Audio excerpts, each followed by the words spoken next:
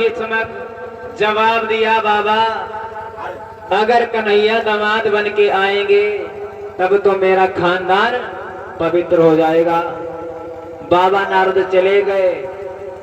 इधर रुक्मिणी नाम की कन्या धीरे धीरे जब सयानी होने लगी है तो एक दिन रुक्मिणी मन में विचार करती है, दीनबंधु आप कहाँ हो? और सोच रही है रुक्मिणी अपने मन में कि सोचने लगी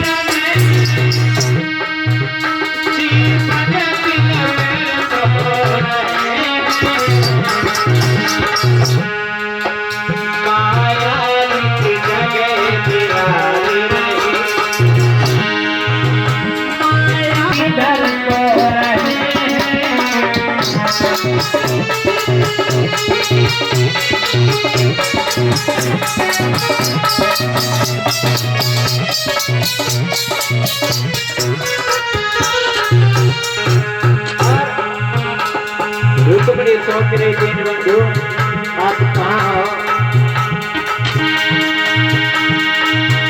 चलते फिरते उठते सोते श्री कृष्ण चंद्र पुराण लगी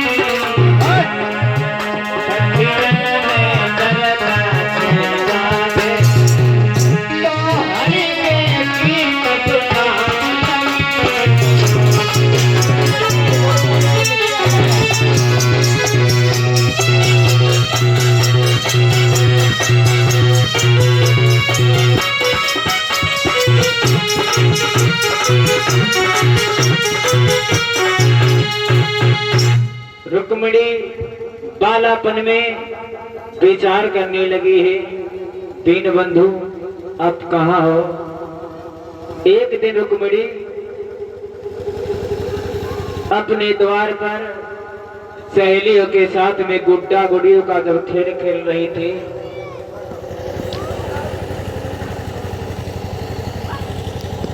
तब तक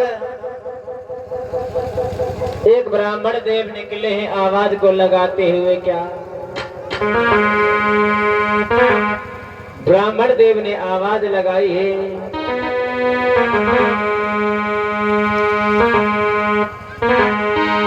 कि ब्रजभूमि में हुआ है अवतार कन्हैया का।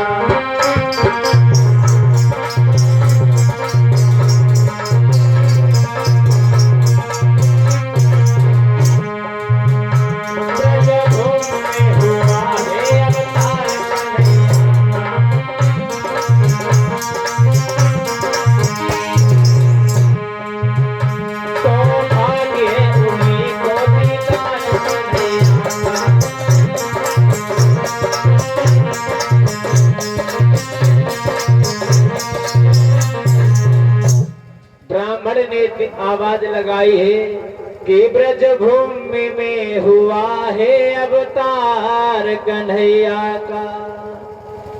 हे सौभाग्य उन्हीं को दीदार कन्हैया का। जैसे ये आवाज मैया रुक्मिणी ने सुनी है, विचार करने लगी। प्रभु का अवतार हो चुका है। सहेलियों के साथ जब रुक्मिणी गुड्डा गुड़ियों का खेल खेलने लगी है, एक दिन रुक्मिणी की मां ने पूछा है, रुक्मिणी ये तुम क्या कर रही हो? रुक्मिणी ने जवाब दिया है, मैया मैं गुड्डा गुड़ियों का खेल खेल रही हूँ, मैं अपने गुड्डे की शादी कर रही हूँ।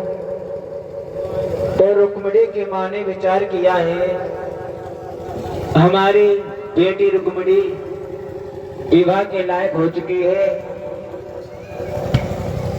मैं ऐसा करूं, आज अपने पिया को बुलाऊंगी और बुलाने के बाद कहूंगी कि अपनी बेटी का विवाह करो। अगर घर में बेटी सियानी हो जाए तो माँ बाप का फर्ज होता है कि बेटी के हाथ पीले कर देना चाहिए। उसी क्षण रानी ने बांदी से इशारा किया है।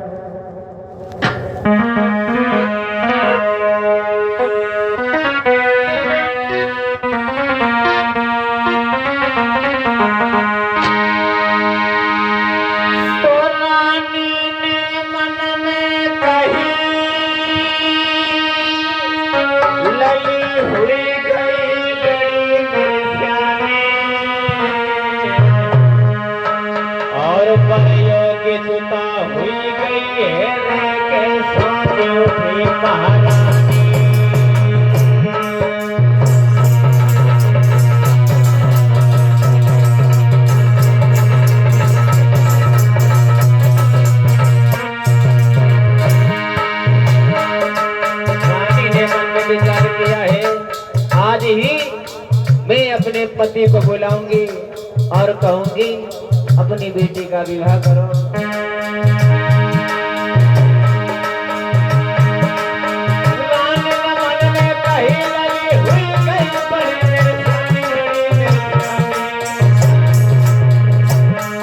पर योग्यता हुई गई है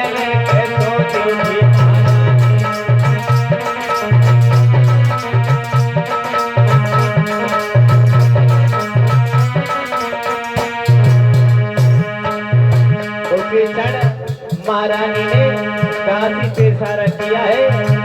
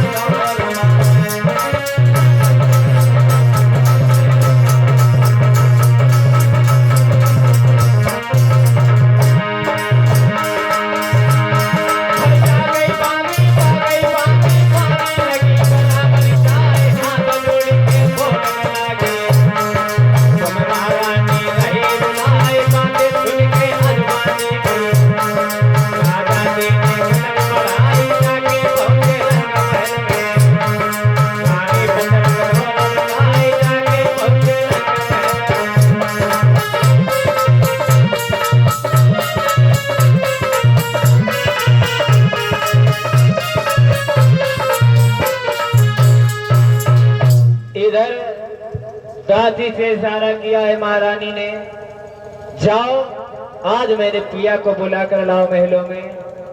उसी क्षण दासी जाकर महाराज के पास में पहुंची है। जवाब दिया है, महाराज आपको महलों में महारानी ने याद किया है, आप हमारे साथ में चलें। उसी क्षण महाराज महलों में आए हैं। रानी ने उचित आसन दिया है। आइए महाराज, मैं आपसे कुछ कहना चाहती हूँ। महाराज भी समझ बोलो। जवाब दिया है, रानी क्या कहना चाहती हो और मुझे किस लिए बुलाया है? जवाब दिया है रानी ने, महाराज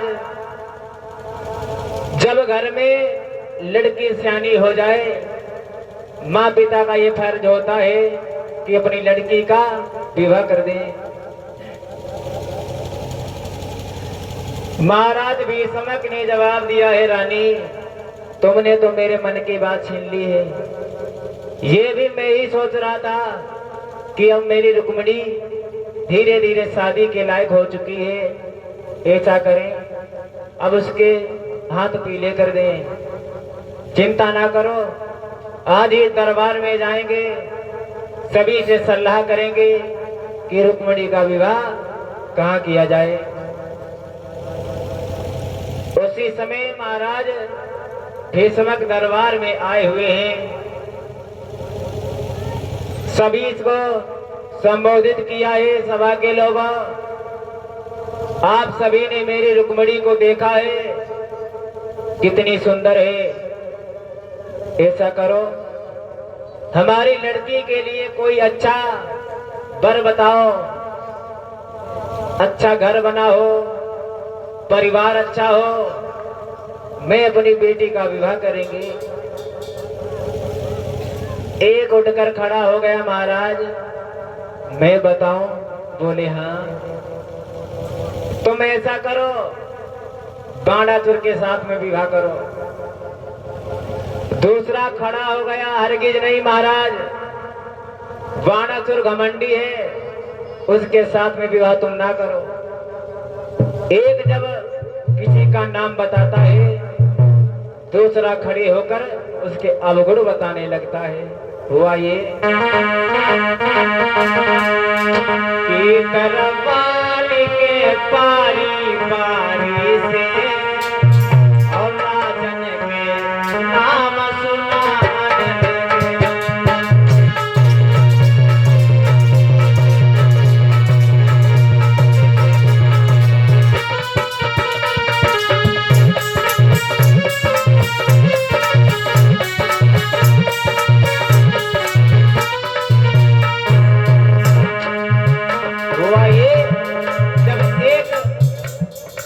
दूसरे राजा का नाम बताता है, दूसरा खड़े होकर उसके अवगुण बताने लगता है।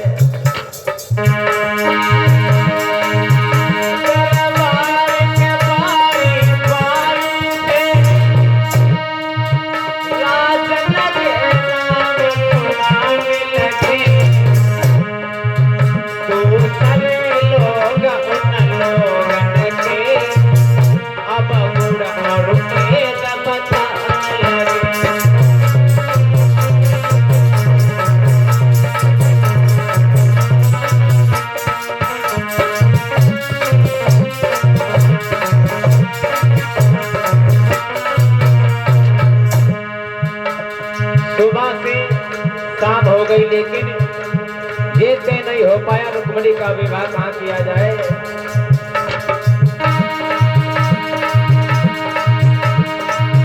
घंटन तक चर्चा छिड़ी नहीं, पर ब्याह कहीं तैयार नहीं। घंटन तक चर्चा छिड़ी नहीं, पर ब्याह कहीं तैयार नहीं।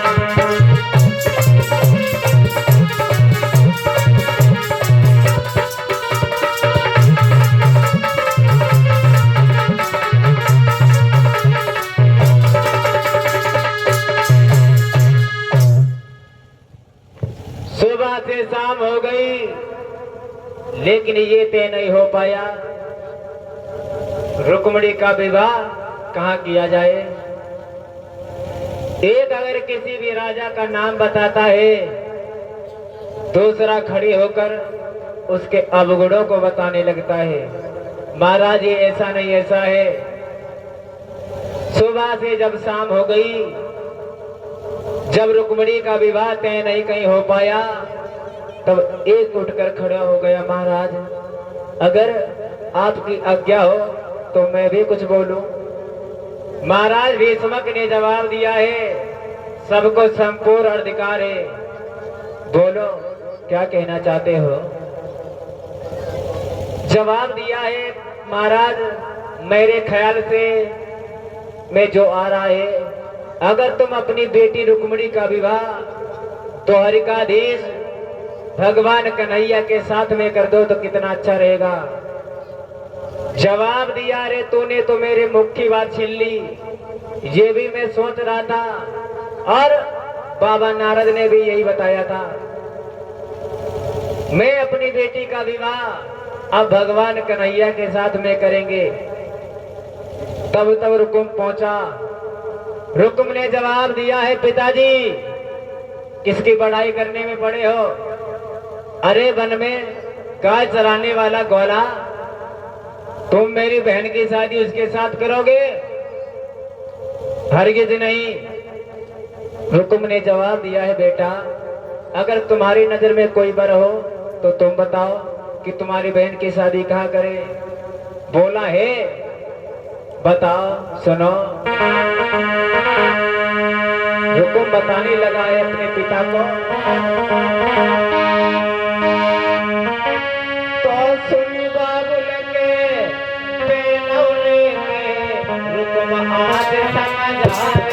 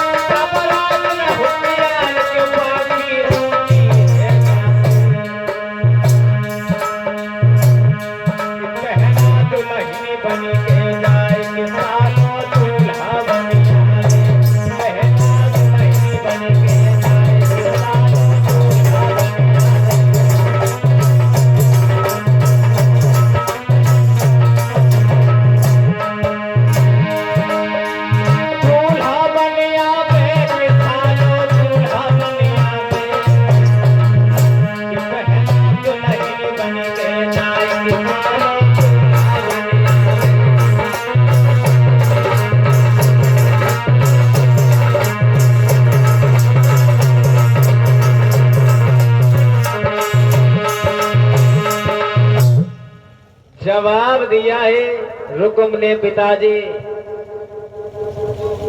मैं अपनी बहन का विवाह करेंगे, जो हमारा साला है शिशुपाल उसी के साथ में करेंगे। भीष्मक ने जवाब दिया, कमबख्त वो तुम्हारा साला है, तुम अपनी बहन उसे कर दोगे। रुकुम ने जवाब दिया, पिताजी एक बार वो हमसे जीजा कहेगा और एक बार हम उससे जीजा कहेंगे।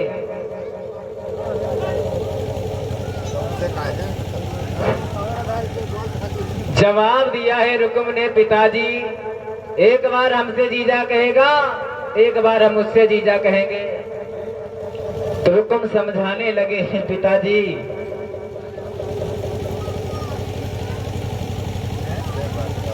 रुकुम को महाराज भीष्मक समझाने लगे, बेटा अरे तुम्हें कैसी बातें कर रहे हो, तुम अपनी बहन की शादी अपने साले शिशुपाल के साथ में कर दोगे?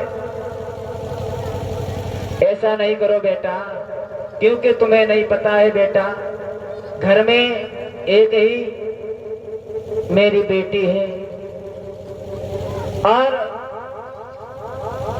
जवाब दिया है रुक्म ने, पिताजी सुनो मेरी बात, अगर ऐसा नहीं हुआ तो मंडप के नीचे खून की नदियां बहेंगी। सुनो।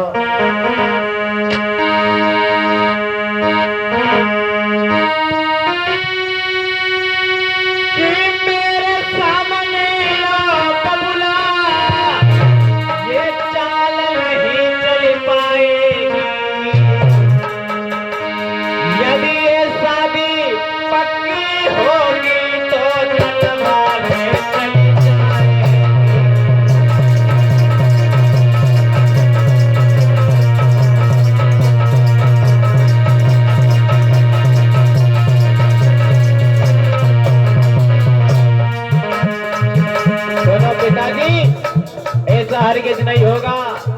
अगर भगवान कन्हैया दूल्हा बन के आया तो मंडप के नीचे खून की नदियां बहेंगी। सुनो। यदि ये शादी पक्की होगी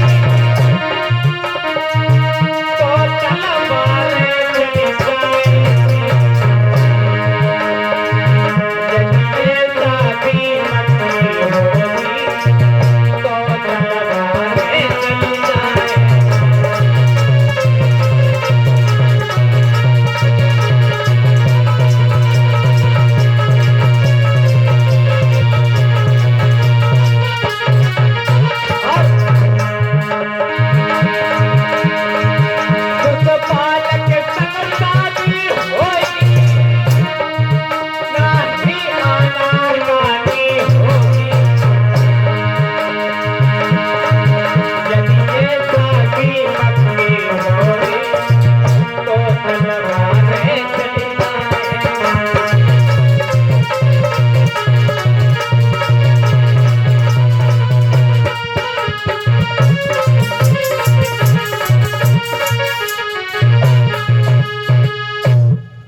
जवाब दिया है रुक्म ने, पिताजी अगर भगवान कन्हैया दूल्हा बन के आएगा तो मंडप के नीचे खून की नदियां बहेंगी।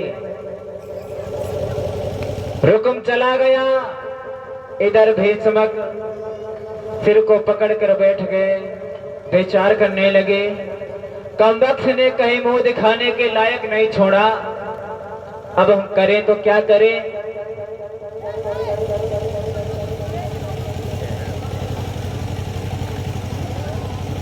और भीष्मक सर को पकड़ के बैठ कर रोने लगे हैं। क्या करूं, एक ही मेरी लड़की है रुक्मिणी, दूसरी कोई लड़की भी नहीं है। अब मैं करूं तो क्या करूं। रुक्म अपनी जिद ठाने हुए है अपने साले शिशुपाल के साथ में विवाह करने की। महाराज भीष्मक सिर को पकड़ के बैठ कर रोने लगे और क्या बोले। अरे इकलौती घर में बिटिया प्यारी,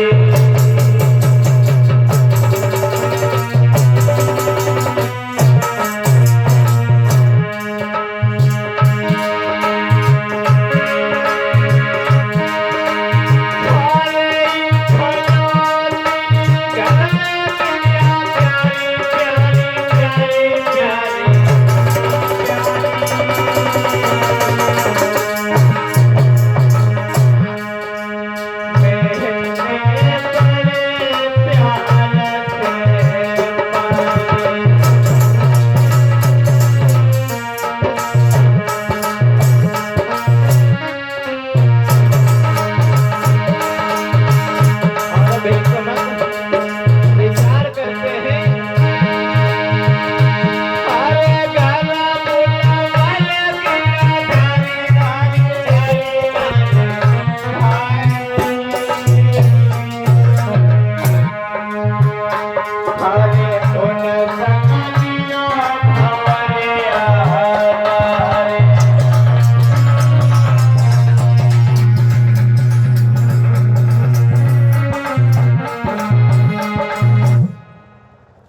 जवाब दिया है रुकुम।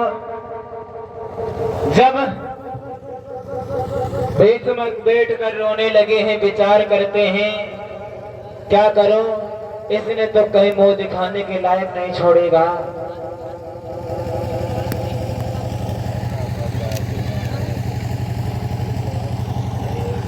और इधर हुक्म ने क्या किया है, एक पंडित और नाई को बुलाया है। जब पंडित और नाई को हुक्म ने बुलाया, आदेश दिया है, पंडित और नाई से कहा तुम हमारे साले ससपाल के लिए एक पत्रिका लिखो। इधर रुकुम पत्रिका को लिखवा रहा है कि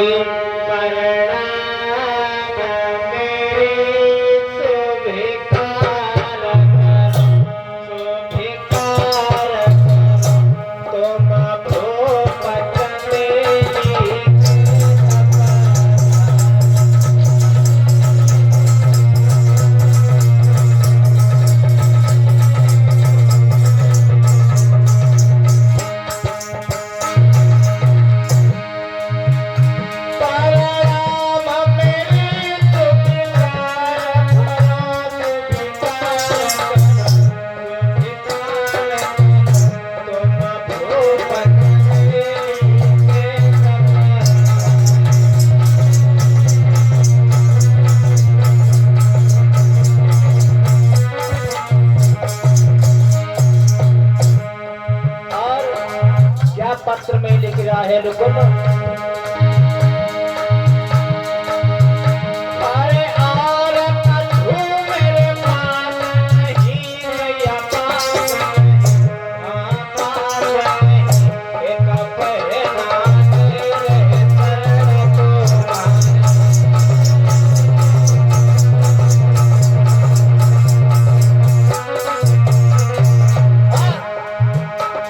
और क्या लिखा है,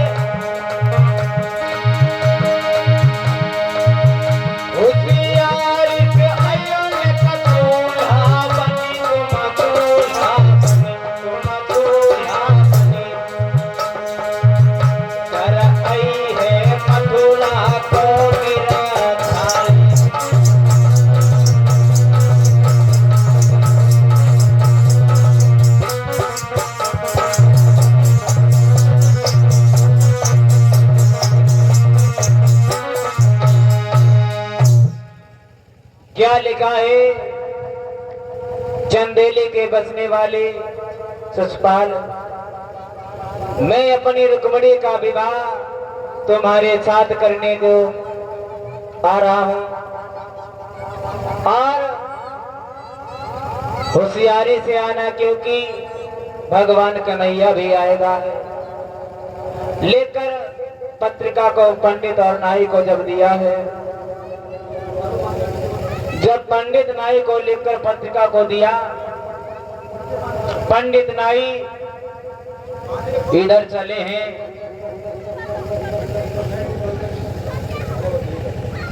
जाकर जब चंदेली में पहुंचे हैं, जैसे ससपाल ने तुम देखा, पहुंचा है पंडित नाई, कहां से आए हो तुम? जवाब दिया है महाराज, मैं कुंदनपुर से आया हुआ हूँ। क्या? हाँ। अरे कुंदनपुर में तो मेरी बहन है। बोले हाँ, तुम्हारे बानोई साहब ने ये पत्रिका को भेजा है। क्या है इसमें? पढ़ लो खोल के। जैसे महाराज ससपाल ने खोलकर पत्रिका को देखा, जब पत्रिका को पढ़ा है तो विचार करने लगे हैं, भगवान हमारे जैसे बानोई सबको दे। और नीचे पढ़ा है तो क्या देखा, भगवान कन्हैया का नाम लिखा हुआ है। ससपाल ने जवाब दिया, पंडित नाई, ये क्या देख रहा हूं? नीचे कन्हैया का नाम लिखा है। दो आएगा तो शादी कैसे होगी? फिर विचार किया क्यों नहीं होगी, अवश्य होगी। इधर चंद्रभद्र को आदेश दिया है तुम फौजें सजाओ। इधर फौजें सजाने लगा है चंद्रभद्र। कैसे?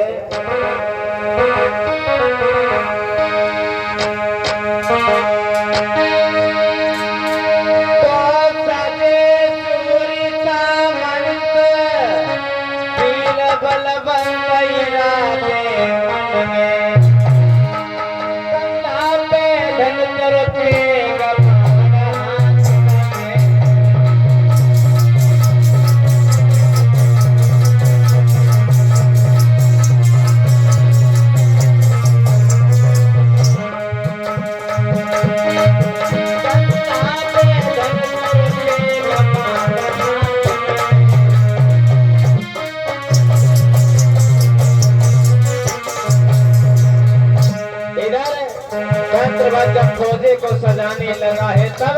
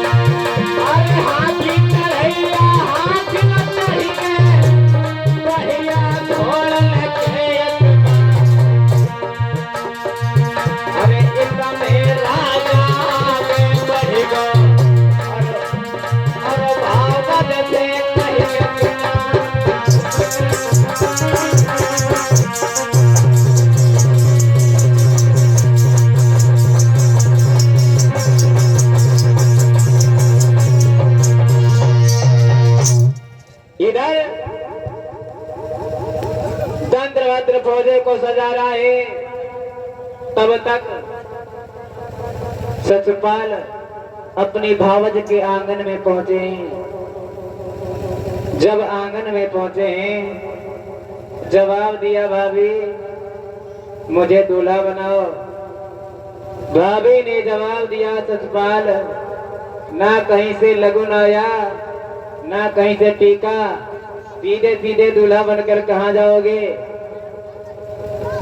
सचपाल ने जवाब दिया भाभी तुम्हें नहीं बताए, मैं अपने साले मैं अपने बानोई रुकम की बहन के साथ में शादी करने को जा रही हैं। भाभी ने जवाब दिया सचपाल अरे बानोई की बहन के साथ शादी? अरे वो तो तुम्हारे लिए पूजनीय है, एक देवी के समान है, कैसे तुम शादी करोगे? सचपाल ने जवाब दिया है भाभी मैंने कहा मुझे दूल्हा बनाओ, कुछ सहेली को टेल लाओ और हमें दूल्हा बनवाओ। इधर जब कहा है दूल्हा बनाओ, जैसे ही दूल्हे का श्रृंगार किया है भाभी ने, मुकुट को रखा है सर पर, तो अशगुन होने लगे हैं।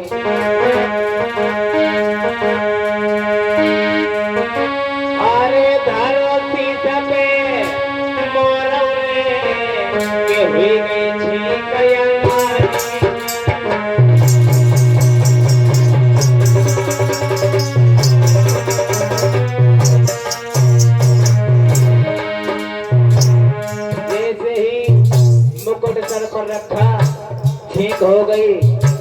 पटा पर पैर रखा, रुकम गिर पड़े।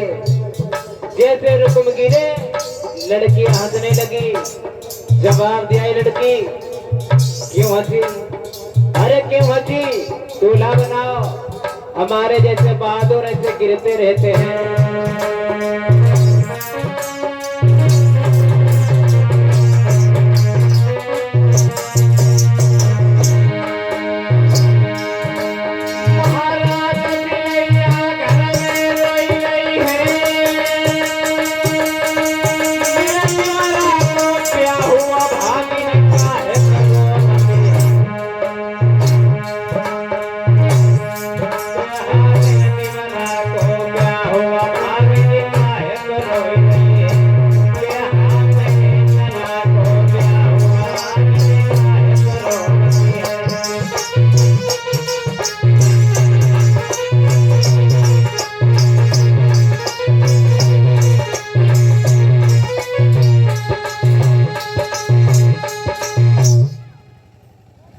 जवाब दिया है,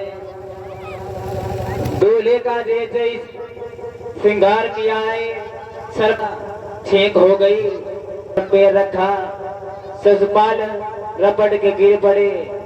लड़कियां हंसने लगी है तो जवाब दिया, क्यों हंस रही हो? अरे हम जैसे बहादुर गिरते रहते हैं, तुम दूल्हा बनाओ।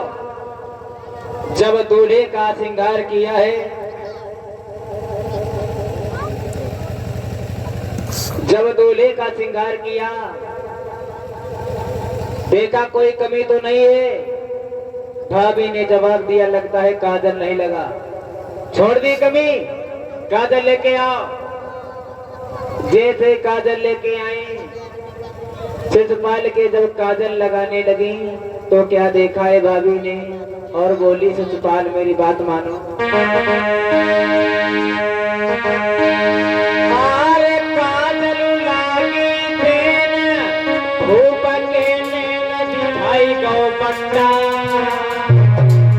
कुछ ठाणी गाई रही की तरह पाछाए बिटरिया।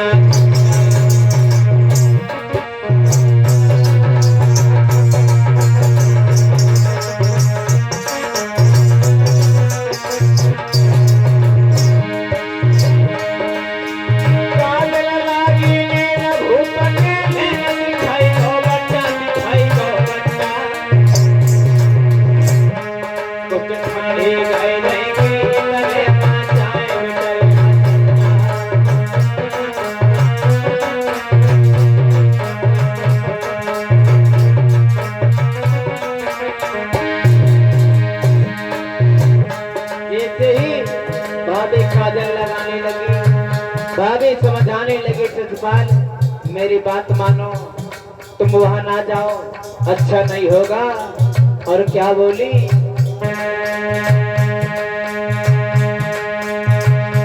तुम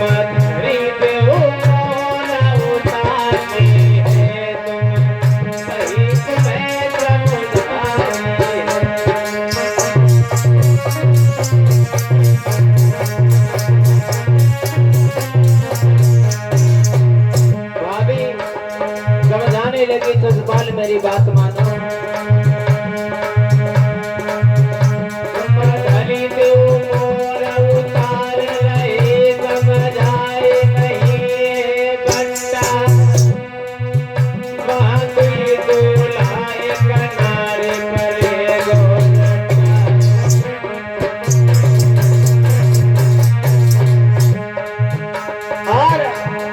समझाने लगी ससुपाल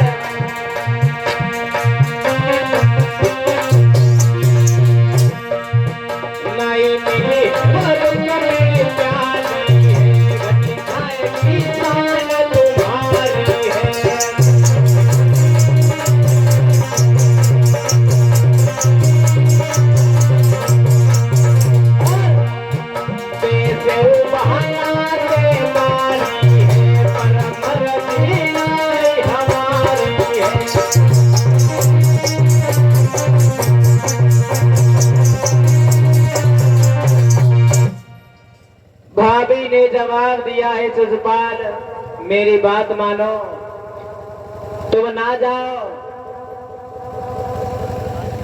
मेरी बात को मानो। उधर से श्याम सुंदर आएंगे, तुम्हारे उनके सामने पेश नहीं जाएगी।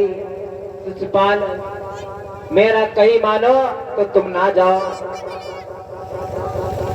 शिशुपाल ने जवाब दिया है, बाजी अरे वन में ग्वाल चलाने वाला ग्वाला वो मेरे साथ क्या युद्ध करेगा?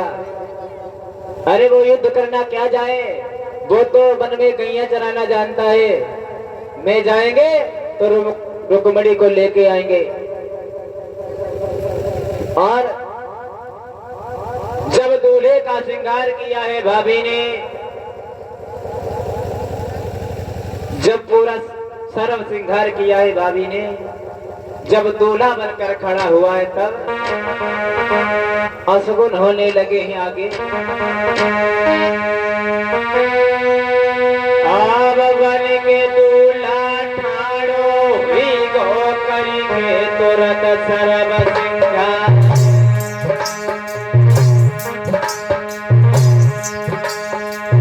जैसे कदम भरे आगे तो सम्मुख ठीक करा को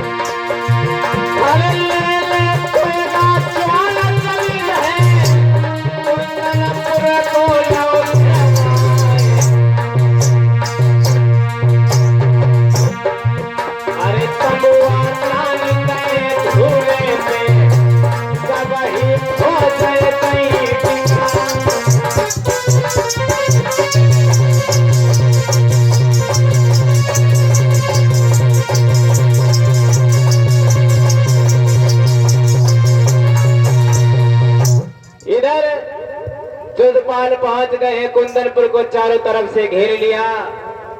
इधर रुक्मिणी ने सुना है कि मेरा भैया अपने साले के साथ विवाह करने को जा रहा है, तो रुक्मिणी बहुत रोने लगी, याद करने लगी, दीनबंधु आप कहाँ हो?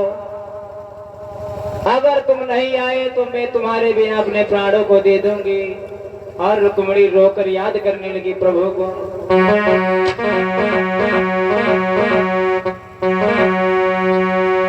दीन नहीं तकानी श्याम, कन्हैया तूने कहा बन